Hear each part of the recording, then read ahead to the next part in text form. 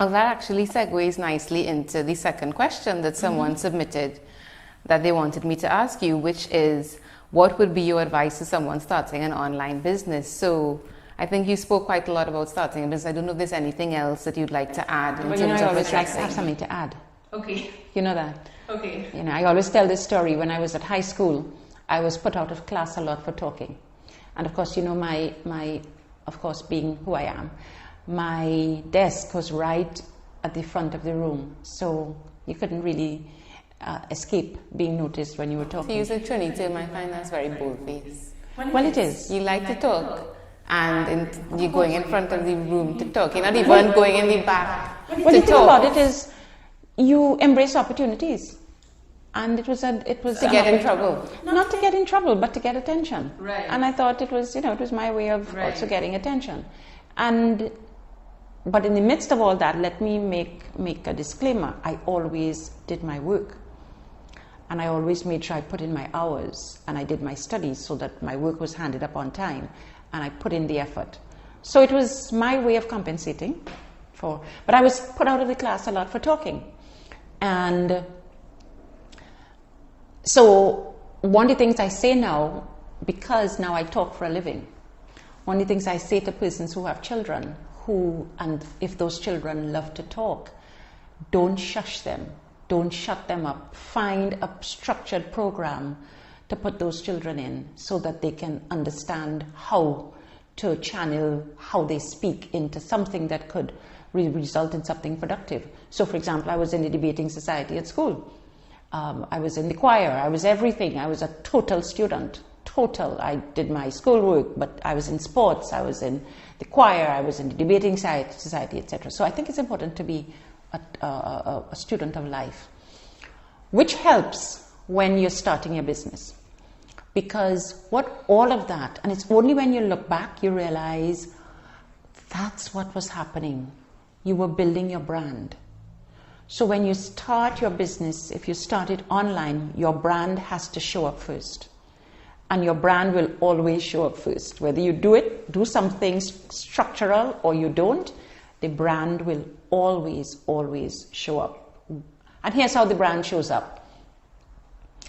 Are you someone who's an on-time person? That's your brand. So you can't want to sell doubles and make $1 million selling doubles, but you like to sleep till 10 o'clock in the morning. People hardly eat doubles. Well, they still do, but you find a proliferation of doubles being purchased early in the morning. So it means that you have to get up at 2 o'clock in the morning to be at the corner by 5 o'clock or 6 o'clock, etc. And you have to do your preparation before.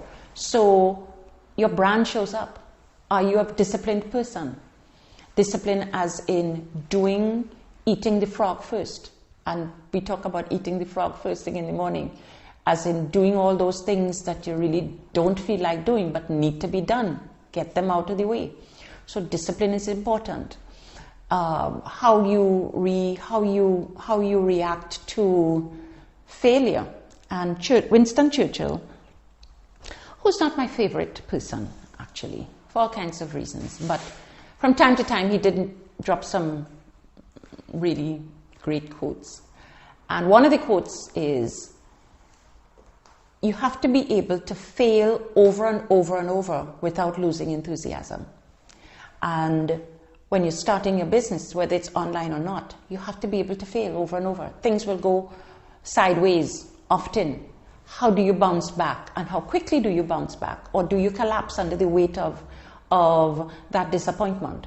So, especially online, because when you're setting up online, you have persons who can't always be in touch with the nuances of your facial expression. So a lot is lost in terms of micro-gestures. That's one of my favorite.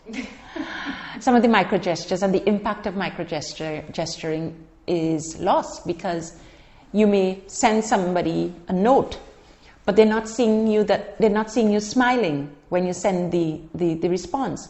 So that leaves a whole big expanse of interpretation.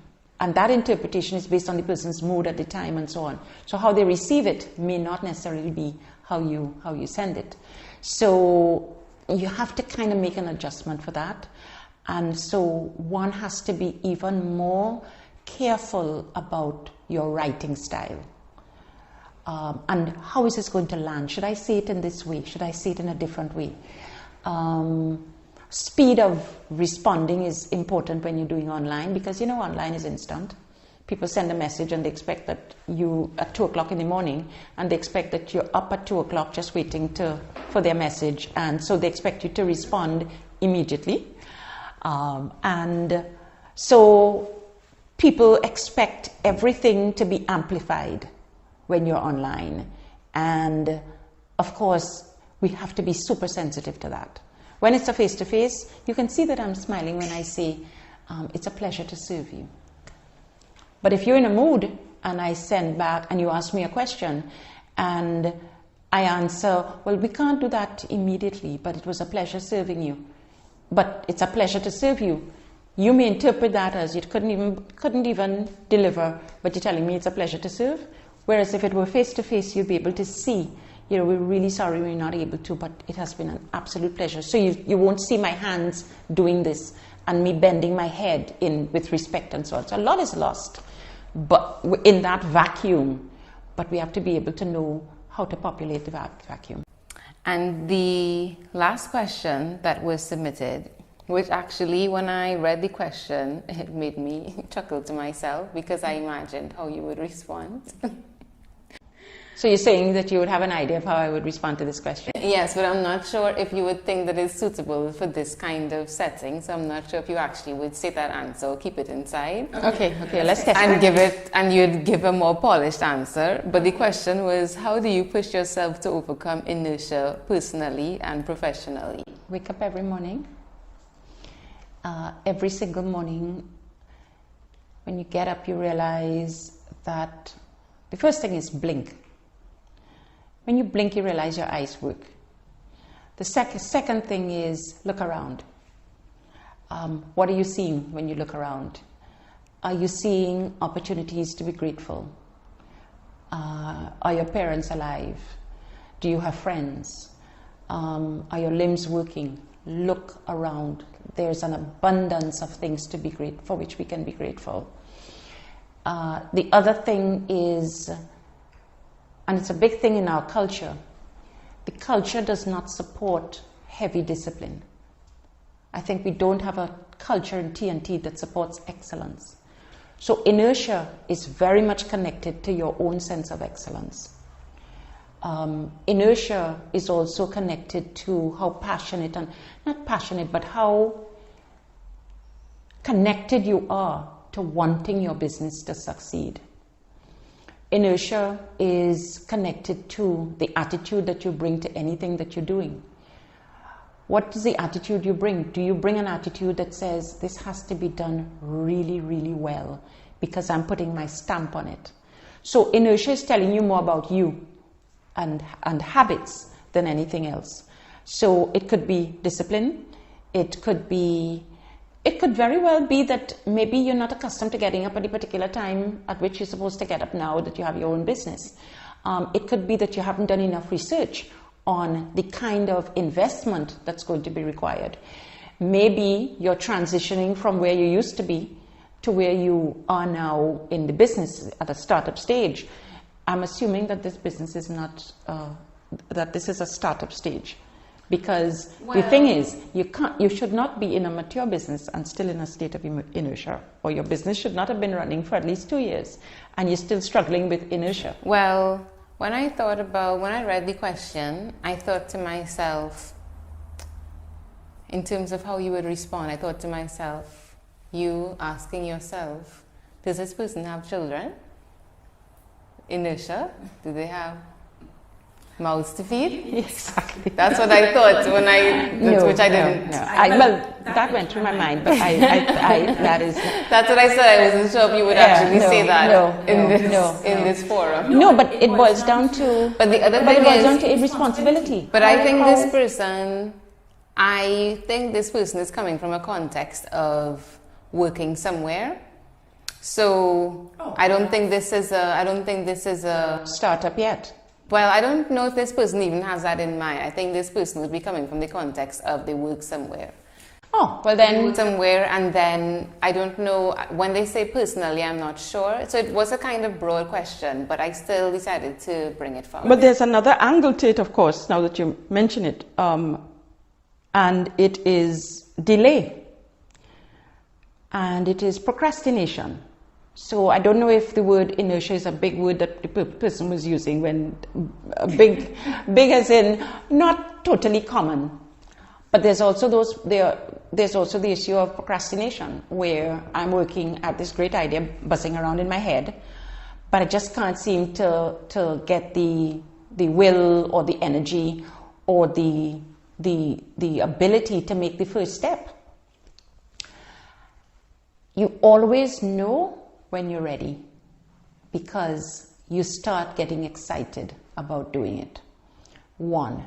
2, some people fall into it, where sometimes they may start something as a hobby, or they may be testing a little idea, and then the idea demonstrates, hey, this idea has a good seed, and I can develop it.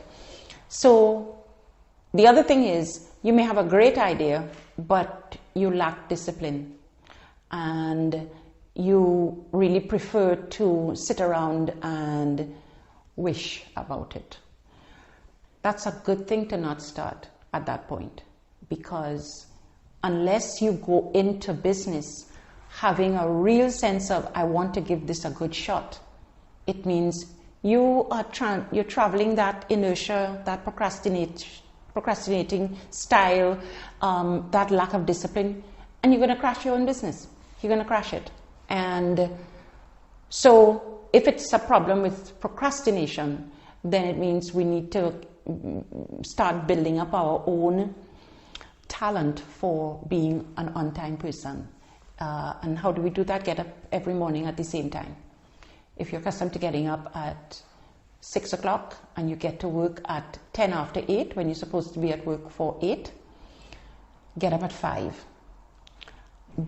If you're somebody who can't, and some people say, well, I'm a night person, I don't go into bed till 2. Well, then put off the startup of the business, because you're not lining up the things that need to be lined up that will enable you to produce a great business. The other thing is, you may not want to interrupt your pattern at all, and that's fine, but find a business where your pattern doesn't have to be interrupted. So maybe you want to start a game room where people come together in the evening after work and just play video games, and you charge them for that. Then you can sleep till 8 or 9 or 10, that's fine. But there has to be some alignment with your habits and the demands of your business. Okay, so good question as well, and good segue, because I do have some additional questions about running a business. Mm-hmm. What are some skills and abilities that you think it's important to have as someone running a business or leading a team of people? Well, because running a business is leading a team of people. Learn to speak properly. What? You really? Yeah. You know what's funny about that? I remember in primary school. When I was in. Don't tell any tales now. No. When I was in my house, and we had to pick captains, and they were asking. Either we were talking in a group about what qualities we found were important in somebody who would be the captain, or either the teacher was asking. But I remember for me, being articulate was an important quality. I remember it in contrast, because I remember it wasn't that important for other persons. But I wonder why. Why do you think? I don't know why. Okay, but I remember for me, I just thought, no, I need this person to be articulate and make sense. Well, if you call me and I have a business and I answer my phone.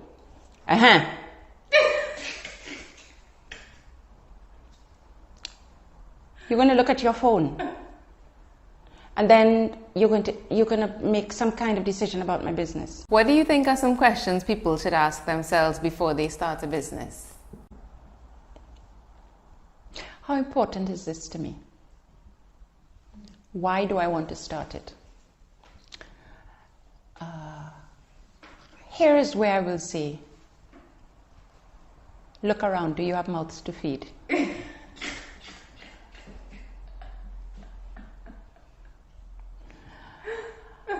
Are you starting a business to run from a boring life? Are you starting a business because you think you have real talent and you get joy from the talent that you're bringing to the business? Joy is important because it helps with the motivation. Am I a disciplined person? Because when motivation ends, discipline has to take over. Do I need other persons to support me when I'm down, to help me rise again? Because if you need that, don't start a business at the moment. Here's a question, here's a comment that many people, when I ask some people, well, why didn't you start a business? Because people come up to me all the time after, if I do a presentation, they'll say, oh my gosh, you know how long I've wanted to start my own business, and you make things sound so effortless and so on. And I would ask them, why didn't you start? Well, I didn't have support. And I want to say to them, whose business is it? Is it your business or the people who you're waiting to support you? Because when you need the support, people may not show up. It may not be a convenient time for them. They may be doing something else. And what you need is not on their list of priorities. Grow a second backbone. And learn that this is your business, this is your baby. You've got to put in all the energy. If people show up, that's icing on the cake. But it is your business. So it is crucial to not need support to start a business. But you will want the support to start the business. I mean, we're not talking financial resources and all of that. We're talking about just that attitude, mindset, behavioral, the kind of response to challenge. How do you respond to challenges? Do you collapse under the weight of disappointment? So something doesn't go well and you collapse, or you start to beat up yourself. You know, there's this word that people use a lot. Mental health is a real serious thing, huh? Frustration. If you're someone who gets depressed easily, then don't run a business. Don't. Don't. Because that's part, and when I say depression, and I don't want to trivialize depression, it is a real issue. But if it's easy for you to feel frustrated, then you're not ready. You know, and I'm not saying you have to be a perfectly evolved person to start your business, but there are some crucial characteristics that I think should be in place in order to sidestep some of the time that you waste when you start your business. Trying to find yourself, trying to recalibrate your shakiness. So if overall you're a shaky person, you got to fix that first, because you're bringing your shakiness and you're bringing your own level of solidity to a business. If you're not very solid, you're going to have a business that reflects who you are. So there's this story about Bill Gates. Whilst he was shopping his business plan around for Microsoft as a startup, and he went to some really, really ridiculous number of banks, and every one of those bank managers turned him down. Everyone said no. And you know what he did? He asked them why. Because that was an opportunity for insight and to learn. He was not being so narcissistic and saying, why did this happen to me? Shift the focus away from you. Shift the focus to what do I need to do to strengthen this business plan. So he asked them why. And they told him why.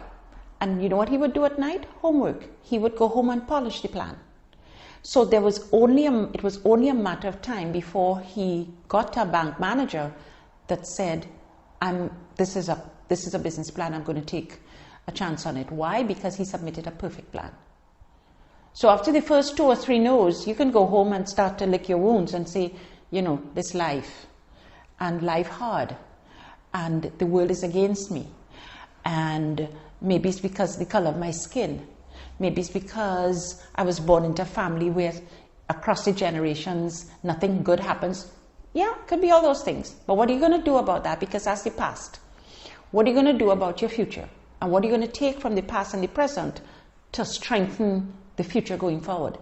So that's what he did. He asked why, and he did his homework, and he put in the effort, and he kept going, and he kept going without losing enthusiasm.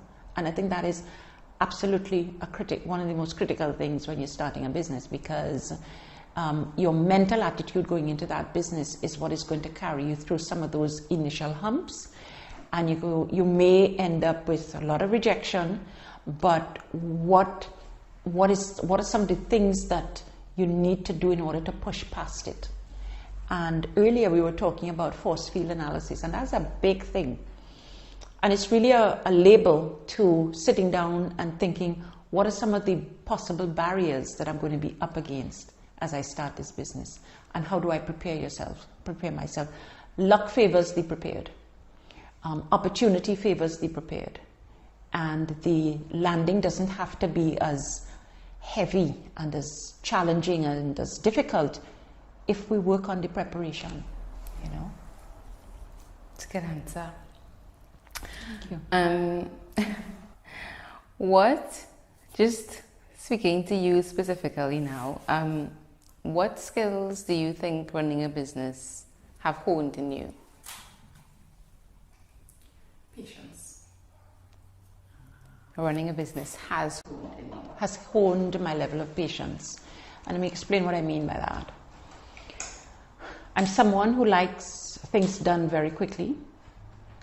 And well, years ago, you realize that things don't go according to your time, your expectation, your own sense of when they should happen, your own sense of urgency. Things happen in their own time. And so I've had to make a big adjustment and you know, it started many, many years ago. I've had to make a big adjustment to, if something didn't work out in time for me to do something else, then what do I do in that vacuum? So if, for example, you send a proposal and you really are nursing this particular client for 2-3 months, and then the client comes back and says, you know, we think we want to delay it for a while. What's the learning there? The learning there is make sure your pipeline is always stuffed with proposals, because you don't know which one is going to come down the pipeline. There may be a time where you may submit a proposal on a Friday, and by Monday the client calls and says, we're ready to run. Or you submit it on Friday, and 3 months down the line, that's when the client says. So what is the learning? The learning is a lot of patience, because the world happens in its own time. Things fall into place in their own time. And the other big thing about patience is everybody learns in their own time. So sometimes you have a group of staff members and you can't have the same expectation of staff member A as you have of B. Except for some of the ground rules of engagement for the company, like we're all committed to excellence, we're all committed to timeliness and so on. Apart from those non-negotiables, it is also recognizing that individuals are individuals. People learn at different speeds. So if you're coaching someone, you can't predict how quickly the thing is going to stick. So a big thing for me was understanding that I need to also be patient with the process. And I also need to trust the process. I think another big thing for me has been honing my skills of negotiation. And when you're going to sell to a prospect, or you're going to do a pitch, don't talk about your business at the start, because people want to hear solutions. It's important to let the client speak about what they want. You get a real good picture of the client's requirements when you allow the client to speak. Many company entrepreneurs and business owners, etc., they fall into the habit and the trap of answering this question right off the bat. Tell us what you do. And they will go on and on and on. And that's a trap. And we shouldn't fall into that trap. Tell us what you do requires an answer that says, let's talk about us after. We really would like to hear about what your needs are. And we'd really like to hear about what's your vision going forward for this particular subject matter. So if you're talking to somebody, in our case, we're talking about service, I never start the conversation talking about DRA Consulting. We start with, tell us about your company. Tell us about your vision. And as people speak, you realize how your company can help them plug some holes. And so you start to speak solutions as you go along.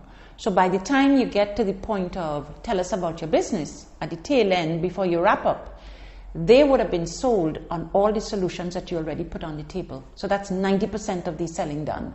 The 10% is, okay, let's talk a little bit about the company. Let's talk about how long we've been around. Let's talk about some of those very hygiene factors about the company. How many persons? What's how does the model work, etc. But you have sold the prospect already. 90% of it is you sold on solutions. I think I should charge people just for that answer alone. I think, Yeah. That's like a real. Yeah. I don't know if they're getting that for free. I'm telling you. But the other thing about it is, it's one thing to say it. The other thing, the other thing is, there's a lot I left out in between as to how you do it well. So we've heard the start and we've heard the outcome, but how you do it is a whole different science altogether. Cool. And another personal question. This is just for fun. If you were not running DRA Consulting, what would you be doing? What would I be doing? I'd probably be a medical doctor. And something that maybe you don't even know. Well, I didn't know medical doctor, so... When I first started my career and my journey, and I first started my education program, I studied abroad and I wanted to get into the physiotherapy program. That's what I really wanted. That's what I thought I wanted to do, physiotherapy. And the only reason I wasn't in it was because international students were debarred from that program. Otherwise, I would have been a physiotherapist. But I would have been somebody in the medical field. I would have been somebody in the healing field. So maybe I just said doctors, but somebody in the healing field, because my gift, I've discovered what my gift is and my purpose is on this earth. And my purpose is really about sharing the gift of positive energy to people. And I think it's important for people to know what their gift is, because then... What's my gift? To be my daughter.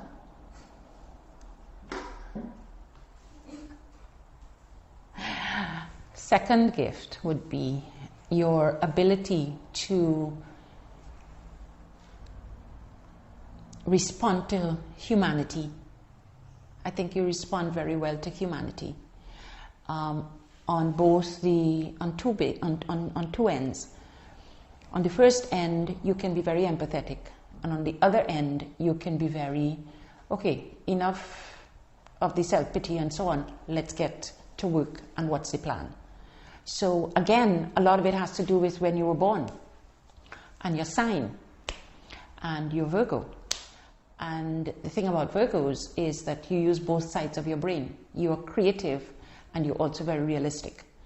And I think that is so anything that you're involved in, so for example, this project is a project that's very creative, but you're also creating value for humanity in a very practical way. So I think, so I would have been in the healing field still, because I think I'm also in the healing field, and probably getting persons to heal some of the hurts and the wounds and so on, and then getting them to a point where, okay, enough. You have the rest of your life to move on. What's the plan? So it's getting people to a point where they don't wallow anymore. Some people do have to wallow to confront the issues.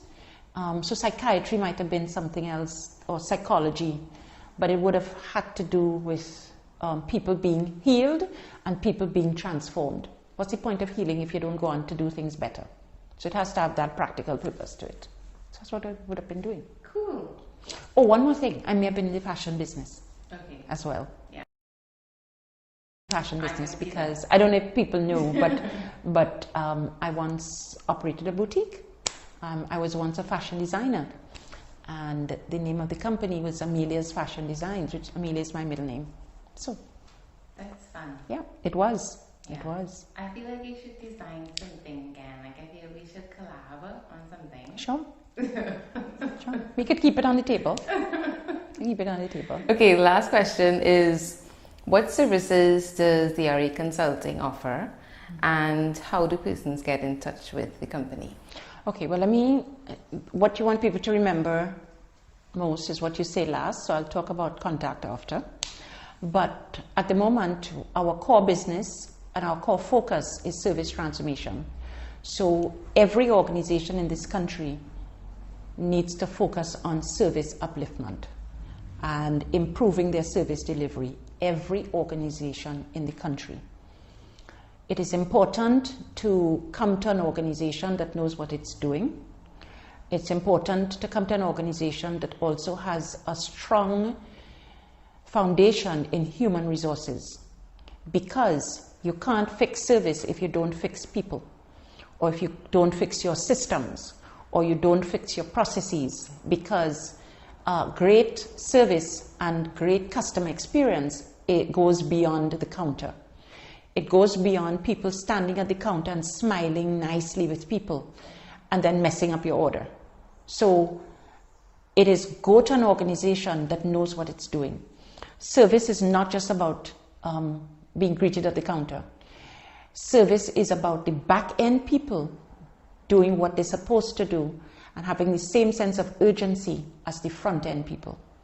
So that if the front end says, and what is front end? Over the phone, face-to-face, etc., we will deliver the document at 2 p.m. this afternoon. The back end has to do it and get it done by 1:45 so that they can pass it to front end. Go to an organization that has an exceptional ability to interact with your leadership team, because managers and supervisors and executives require different kind of intervention to your junior staff. They're the ones who lead. They're the ones who have been on conferences. They're the ones who've been exposed to a lot of leadership training and so on. You have to be able to get them to shift at the top. And if you don't know what you're doing, you're not going to get a shift. Go to an organization that has had a track record of doing this successfully. We haven't yet run into an organization that has carried it to the max. And what does carrying it to the max mean? Really overturning the entire organization to be able to deliver world class. But there are those organizations that are on their way. Go to an organization where it's easy to do business with them. People may be competent, but it's not easy to do business with them. As in, is the organization flexible? Is the organization able to work along with some of your own barriers? Is the organization willing, on the road to successful service transformation, is the organization clear on starting with cultural shift? And finally, is that organization manned by people who can interrupt the service, treat with a problem that may have come up, and then resume very easily without losing too much momentum or without losing any enthusiasm? The bottom line is, pick an organization that is an organization, of course, this is a shameful plug for us. Because we've been around and we've worked with small, medium, and large organizations, we can pretty much anticipate what might happen once we understand the client organization's framework and the way of doing business. We can pretty much predict what kind of barriers may come up, and we can pretty much design solutions to help the organization treat with those issues that are foundational to good service. And finally, contacting us is very easy. We have our website, which is DRA Consulting TT, or DRA Consulting. We have you can send us an email message at info@DRAconsultingtt.com, or you can just pick up the phone and call us. We're usually there from 8 a.m. until every weekday, Monday to Friday, at 622-6762. Cool. Yes. Okay, so that was the end of interview one today. I love this. It was so very nice. I know, wasn't it nice? Even though you have to manage your inside temperature and homeostasis while still delivering deep and insightful information. I'm trying to sound as, you know, and undisturbed by the temperature. Yeah, I'm trying to sound as though I know what I'm talking about.